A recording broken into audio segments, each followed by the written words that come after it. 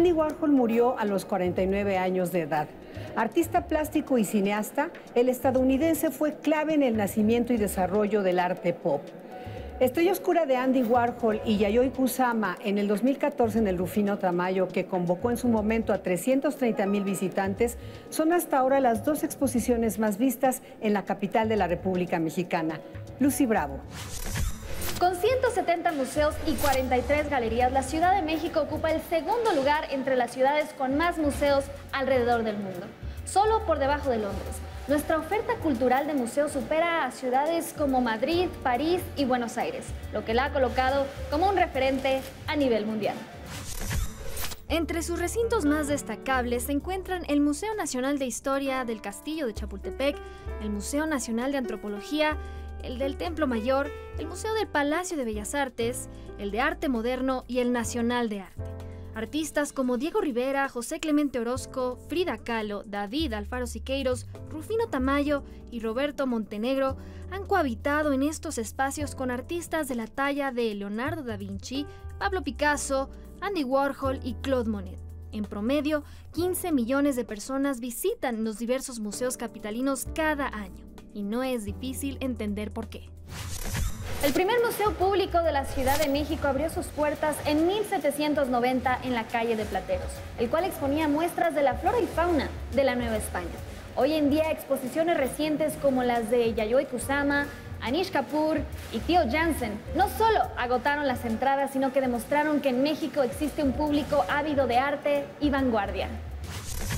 Julieta, ¿por qué Andy Warhol está tan vigente, sobre todo entre las generaciones jóvenes? Vemos a miles y miles de jóvenes muy entusiastas y apasionados con esta exposición.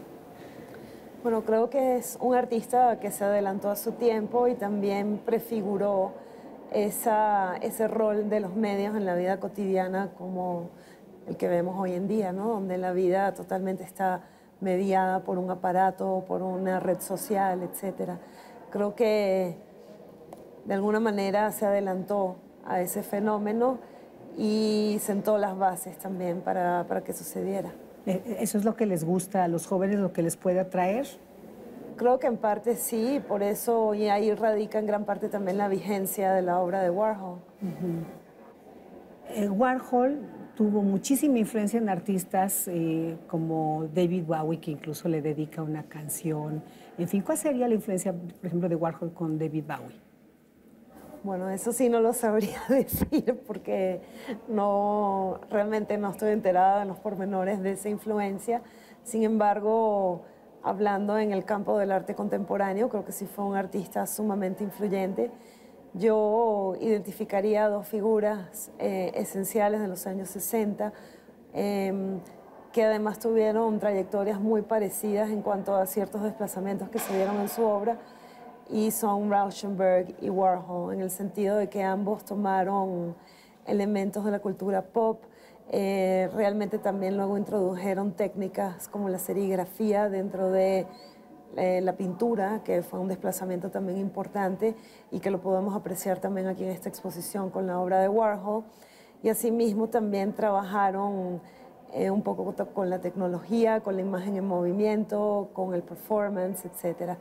Quizás Rauschenberg es una figura más compleja, pero creo que Warhol ya llega un momento en los años 60 donde creo que hay una divergencia, ¿no? en sus carreras, en sus trayectorias, y donde Warhol se va más hacia el cine, pero también hacia lo que implica el estrellato, etcétera, que era un tema que le interesaba mucho. Y es algo que también podemos ver en esta exposición, esa obsesión de Warhol con las estrellas de cine, del mundo de la música, etcétera. Pero si justamente tuvo influencia en distintos campos del arte, te mencionaba a David Bowie, pero ¿en qué otros personajes él habrá tenido influencia en los distintos campos del arte, la música, el cine, etcétera?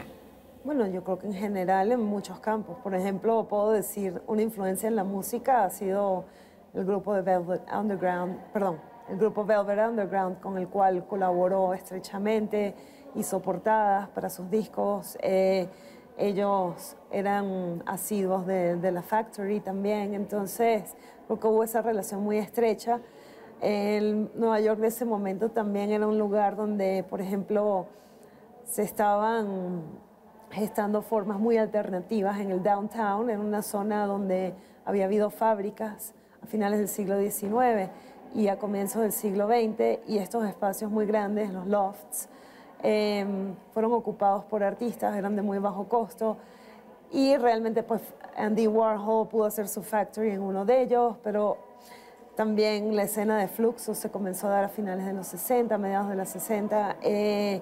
Había un lugar que se llamaba Max's Kansas City, donde también la escena musical alternativa del momento pues se reunía allí, y creo que Warhol era parte de toda esa escena. Asimismo, en esa época Warhol, cuando comienza a hacer cine y se convierte en un interés primordial para él en su práctica artística, hay también una escena de cine experimental muy fuerte en Nueva York. Por ejemplo, cineastas como Stan Brakhage o Jonas Mekas. Estaba Anthology Film Archives, que se funda más o menos en ese momento. Y creo que Warhol también participa de esa escena artística. Yo creo que hay influencias mutuas. Y la influencia no fue solo unidireccional de Warhol hacia otros artistas, sino también de otros artistas hacia Warhol, y que él se inscribió plenamente en esa escena de vanguardia de Nueva York de los años 60 y 70. Julieta, la exposición ha sido un éxito. ¿Cuántos visitantes están teniendo por día? Bueno, más bien hacemos como un promedio por semana y tenemos unos 20.000 por semana. Unos 20.000. Y ya llevamos más de 200.000 visitantes. Queda un mes para la clausura, esperamos llegar a los 330.000.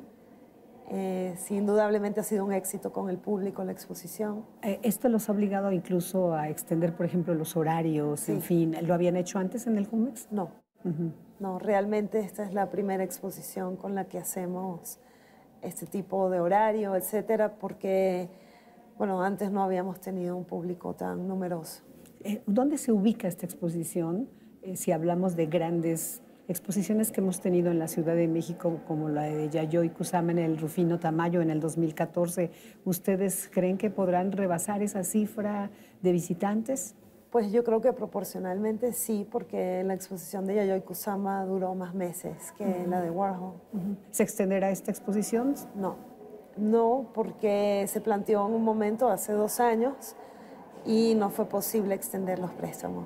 No fue posible. O sea, es un no definitivo. Es un no definitivo. Conseguir todos los préstamos para esta exposición sí fue una labor bastante titánica. Y debo decir que estamos muy orgullosos de haber conseguido los préstamos que tenemos, porque son préstamos realmente importantes. ¿18 museos son? Sí. Y pues algunos habrán dicho que sí, otros habrán dicho que no. Pues sí. ¿Cómo está ahí el tema para poder extenderla o para no poder extenderla? Pues sí, algunas instituciones no prestan por más de 3 meses, entonces no tenía sentido extenderla sin la integridad de las obras. Pero entonces proporcionalmente sí van a rebasar en el periodo a Yayoi Kusama. Sí, lo importante también es que creo que estamos creando nuevas audiencias para el museo. Gente que nunca se había acercado, pues ahora se ha acercado, entiende un poco más de la misión del museo, que es un museo dedicado al arte contemporáneo, y para nosotros dentro del programa Warhol es muy importante, justamente porque es una figura clave del arte contemporáneo. Y parte de nuestra labor es volver a estos momentos fundacionales de lo que conocemos como arte contemporáneo hoy en día. Claro, ¿qué tipo de público es el que ha traído esta exposición, el que dices que es nuevo para el museo? Pues ha traído un público muy variado, de todas las edades, sobre todo también muchos jóvenes, gente universitaria, estudiantes, etcétera. Pero en general es muy amplio el espectro.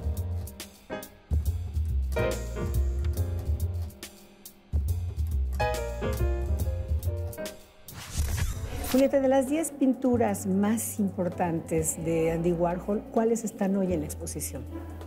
Bueno, hay varias que son muy icónicas dentro de su producción. Por ejemplo, está la serie de Silver Elvis, pero también la Elvis a 2 colores, que es una pintura bastante particular y única dentro de esa serie. Están las Marilyn, sobre todo Marilyn en black and white, que además es una pintura que viene de la colección del Moderna Musset. Está también obras de la serie de las latas Campbell's, que son también obras muy icónicas, ¿no? de Warhol.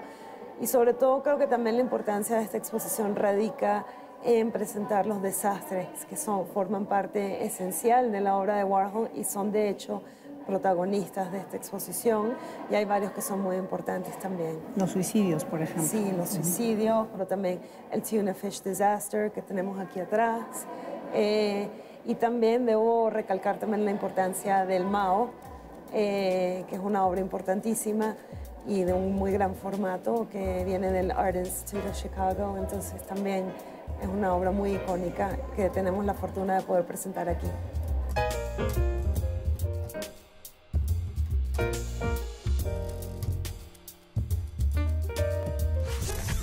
Imagino que habrán venido no solo turistas nacionales, sino extranjeros. ¿Han venido, por ejemplo, extranjeros? Sí, claro.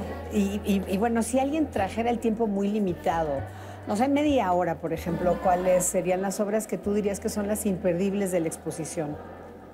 Pues para mí todas las obras son importantes y creo que la exposición tiene que verse como conjunto. Sin embargo, es una exposición que se puede ver en un tiempo relativamente corto, depende de cuánto tiempo uno quiera permanecer delante de las obras. Por lo tanto, creo que sí se puede hacer un recorrido bastante rápido si uno está corto de tiempo.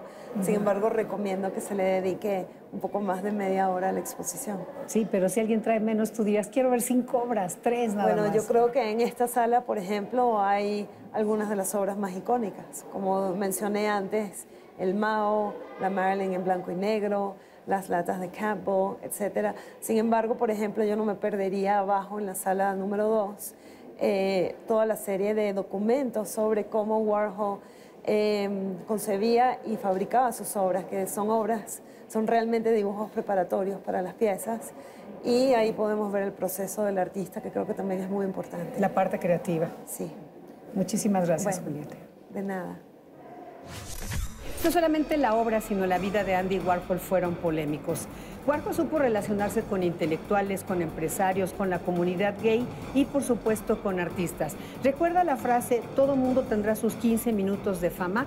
Pues fue precisamente Warhol quien la creó a partir de su convicción del poder de los medios de comunicación, con los que, por cierto, supo relacionarse muy hábilmente. Esto fue A Quemarropa.